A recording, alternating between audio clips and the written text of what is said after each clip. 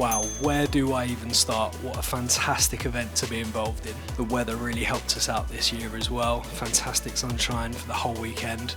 It was just amazing to be a part of it with the whole of the R&G team. It's my first show, and I was just really amazed at the size of it. It's huge. You walk in and all the manufacturers are there, all the different retailers. That was one thing that really struck me when I first came in. Kudos to the event organisers. Yeah, so representing R&G, I felt a real sense of pride.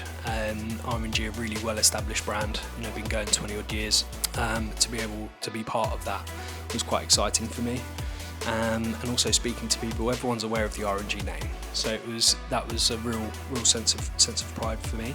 We are bikers ourselves, so we have a true passion around the space and around the trade. There was a really positive reaction around the R&G products, speaking to people and showing them that R&G cater for that market, with things like our adventure bars, and also different sort of bits of tail tidies, especially for the new 390 Adventure R by KTM.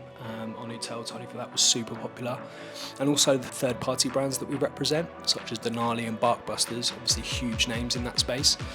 So that brought a lot of people over to the stand and to talk them through all the different products that we have there was really good, and just enjoyed getting their feedback from what we're doing and just getting the word out that we are involved in that adventure space, and showcasing our new products.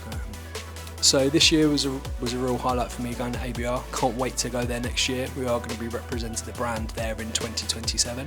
So if you do plan on going, get yourself a ticket, get it early, and come down and see us on the stand. We'd love to talk to you about your bike and about how our products can help you. We look forward to seeing you in 2027. See you there.